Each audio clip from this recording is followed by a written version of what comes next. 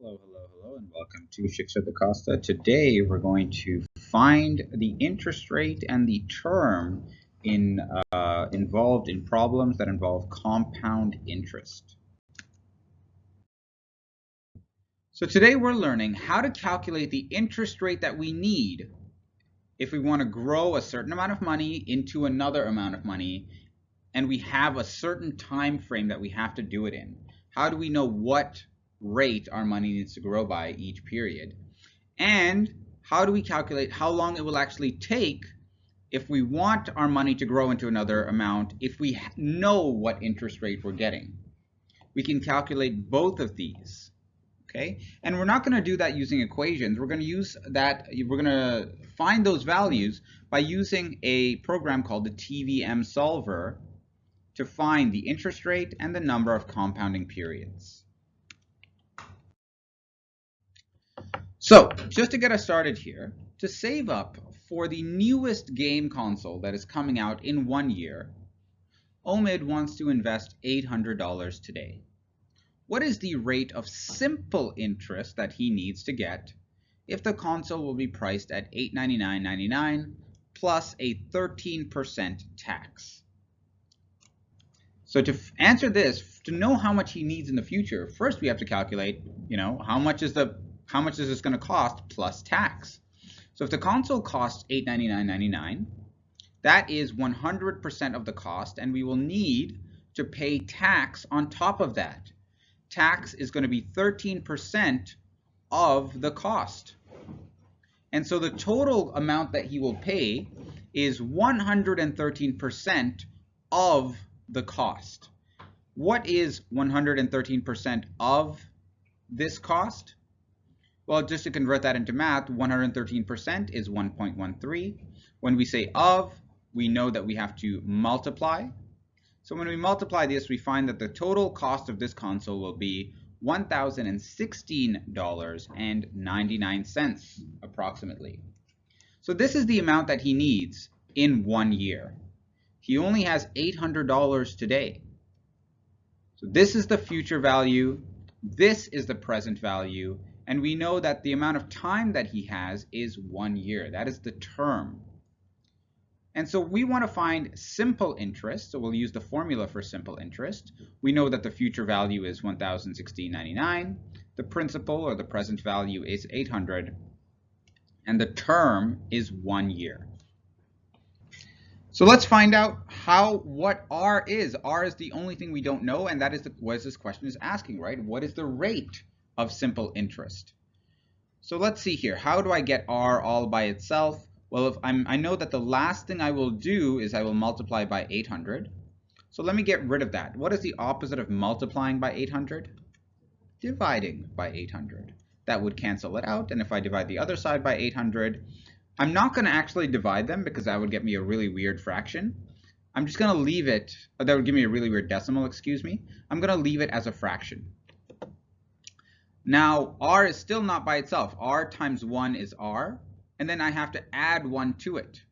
But I want to get R all by itself. So what's the opposite of adding 1? Subtracting 1. And I'll do that, and the 1's will cancel out. And then what I do to the other side, if I subtracted 1 from one side, I have to do the same thing to the other side. So you can put all of this into your calculator if you like, and this will tell you the exact interest rate, which should give you 0.2712375. And as a percentage, we just multiply by 100 to get 27.12375%. What does this mean? Well, it means that his $800 needs to grow by 27% interest until it reaches $1,016.99. And it will take 1 year to do that if it grows at this interest rate. Now that's a pretty high interest rate that he's getting, so I'm not sure it's realistic that he can expect to buy this console next year. I don't think he has enough money today. In today's lesson, we recognize that calculating the interest rate and even the term for simple interest is actually really easy. It is simple. But when we try to do the same thing for compound interest, it's much, much harder. In fact, these ideas are so difficult, but they are used so often that we have a special type of calculator that we use to solve for the interest rate and find out what the interest rate and the number of periods are in compound interest growth. And that is called a TVM solver. TVM stands for the time value of money. And so you can use this QR code if you like, and this will take you to a website that looks kind of like this, where you can put in here the exact numbers that we just used, and then click on this button here. You leave this blank because we don't know what the annual rate is. And then you click on this button here, the one that is blank, and it will use all of these other values, and it will automatically calculate for you what is the annual rate. And let me do that right now. I'll click on that, and I'll find that the annual rate, just like I calculated, was 27.124%. Notice some weird stuff about this. My present value, the amount that I deposited at the start, that amount that Omid saved, was 800, but I put it in as negative 800.